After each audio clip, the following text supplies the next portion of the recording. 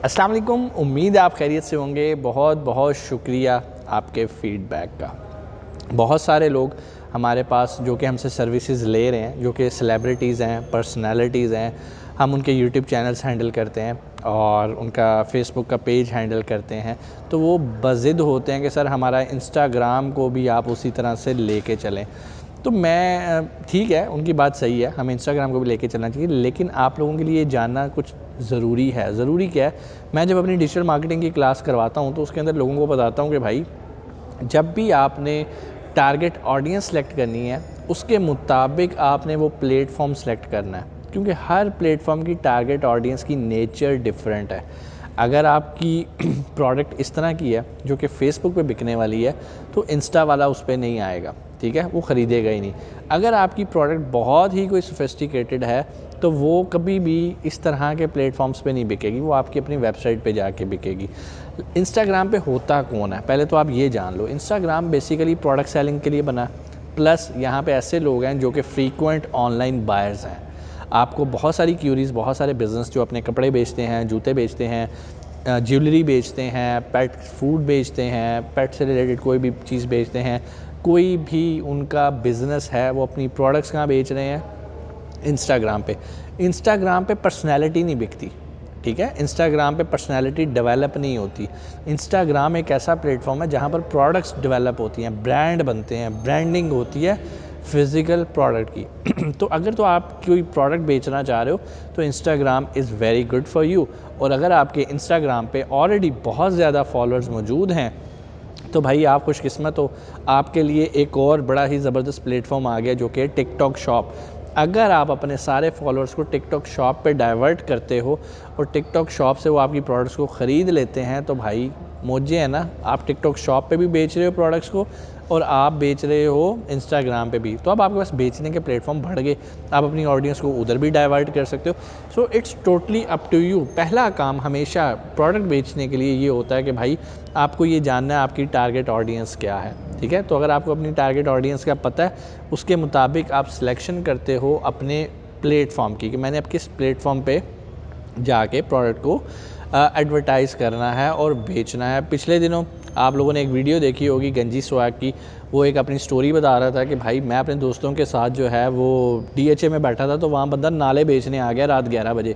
अब रात 11 बजे कौन उससे नाले ख़रीदेगा? खैर उसने तो बड़े एक खुले अंदाज में एक्सप्लेन किया कि भाई ये नाले ख़रीदने का टाइम नहीं होता, ये खैर वो एक अलग टॉपिक था। लेकिन कहने का मतलब ये है कि अगर आप सही प्रोडक्ट को सही जगह मार्केट और एडवर्टाइज़ नहीं कर रहे, तो यकीन माने आपके पास कभी भी सही आउटपुट नहीं आएगी। आप लीड्स तो जनरेट कर रहे होगे, लेकिन वो कन्वर्ट नहीं हो पा रही होंगी आपकी सेल्स पे।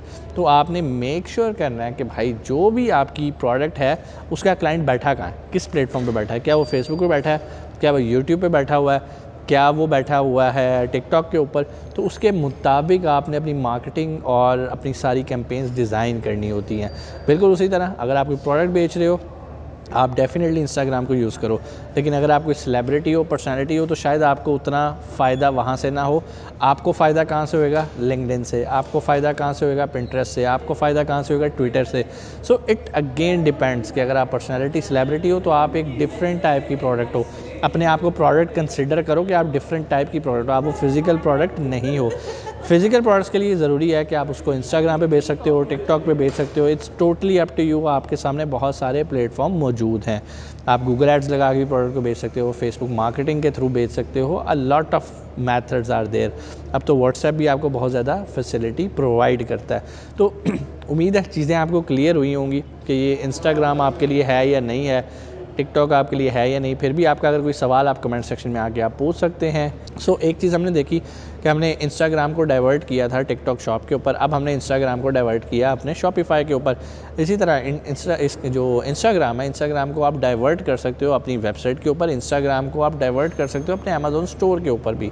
तो आप अगर अब यहाँ पर अपनी प्रोडक्ट को एडवर्टाइज़ कर रहे हो और उनके लिंक्स जो हैं वो आपने अपने स्टोर्स के दिए हुए हैं, तो ये आपको अच्छा हेल्प करता है अपने उन स्टोर्स को रैंक करने के लिए। सो इसका मतलब ये नहीं है कि आप इंस्टाग्राम को एक कोई अंडररेटेड प्लेटफॉर्म समझो। इंस्टाग्राम इस टाइम मेरा ख़्याल है कि अगर आप प्रोडक्ट बेचना चाहते हो और आप एक ब्रांड हो, तो ब्रांड आपको बनाता ही इंस्टाग्राम है, लेकिन अगर आप पर्सनैलिटी हो तो फिर इंस्टाग्राम शायद आपके लिए नहीं है। दोनों का फ़र्क आपने रखना है। अगर आपके पास प्रोडक्ट है बेचने के लिए, देन गो फॉर इंस्टाग्राम पे जाओ, इंस्टाग्राम पे पेड मार्केटिंग करो, कैंपेन्स लगाना सीखो, उसको डाइवर्ट करो ट्रैफिक को अपने शॉपिफाई स्टोर पे, अपनी वेबसाइट पे, या इसके अलावा आपके पास और भी कोई प्लेटफॉर्म है, आप टिकटॉक शॉप पे डाइवर्ट करो, ईबे पे काम कर रहे हो तो ईबे पे कर लो, नहीं तो आप अमेज़ॉन स्टोर पे भी ट्रैफिक को डाइवर्ट कर सकते हो। काफ़ी ज़्यादा फ़ायदे हैं, लेकिन बात वही है कि अगेन आपकी प्रोडक्ट क्या है, आपकी नीश क्या है, आप किस प्रोडक्ट किस ब्रांड में काम कर रहे हो। हर चीज़ हर जगह नहीं बेची जा सकती, आपको इस फार्मूले को समझना है। सोशल मीडिया हमेशा हमें हेल्प करता है हमारे मेन स्टोर्स को बूस्ट करने के लिए। तो अगर आपका कोई भी स्टोर है, चाहे वो अमेज़ॉन पे है, टिकटॉक शॉप पे है, आपका शॉपिफाई पे है, ईबे पे है, तो ये जो इंस्टाग्राम है ये आपको लाजमी सपोर्ट करता है। एक्चुअल में इंस्टाग्राम पे एड्स लगाने के लिए आपको कोई स्पेशल मेहनत नहीं करनी पड़ती। जब आप फेसबुक पे कैंपेन चलाते हो, कोई भी ऐड लगाते हो, कोई भी वीडियो पोस्ट करते हो, तो वहाँ पर हमारे पास ऑप्शन होती है, हमने अपने फेसबुक के साथ अपने इंस्टाग्राम के अकाउंट को लिंक किया होता है। तो जो पोस्ट हमारी जो कैंपेन फेसबुक पे लग रही होती है, एट द सेम टाइम वही हमारी पोस्ट और कैंपेन चल रही होती है इंस्टाग्राम के ऊपर। तो बहुत सारे लोग इस चीज़ से कंफ्यूज होंगे कि सर क्या हमें इसके लिए कोई अलहदा ट्रेनिंग नहीं, कोई ऐसा ज़रूरत नहीं है इसके लिए। जिसको फेसबुक का ऐड लगाना आता है वो इंस्टाग्राम पे भी ऐड लगा लेता है। तो जो हमारा डिजिटल मार्केटिंग का कोर्स होता है उसमें हमने फेसबुक मार्केटिंग वाले पार्ट में फेसबुक पे ऐड लगाना सिखाया है, और उसी के अंदर ही इंस्टाग्राम के एड्स भी कवर हो जाते हैं। इसका कोई अलहदा कोई कोर्स नहीं होता, क्योंकि इतना टिपिकली डिटेल में होता ही नहीं। बेसिक्स अगर आपको पता है तो आप दोनों चीज़ों को मर्ज कर सकते हो। हाँ, अगर आपके पास फेसबुक अकाउंट नहीं है और आप सिर्फ इंस्टाग्राम पे चाह रहे हो, इंस्टाग्राम के पेज और प्रोफाइल पे चीज़ें बेच रहे हो, तो फिर आपको वहाँ पर पेड प्रमोशन करनी पड़ती है। इंस्टाग्राम के ऊपर खुद ही आपके सामने एक ऑप्शन आ जाती है, वहाँ पर आप अपना कार्ड अटैच करते हो, उसको लिंक करते हो, तो जो भी आपकी एडवर्टीज़मेंट के एक्सपेंस होते हैं इंस्टाग्राम पे वो वहाँ पर डिडक्ट हो जाते हैं।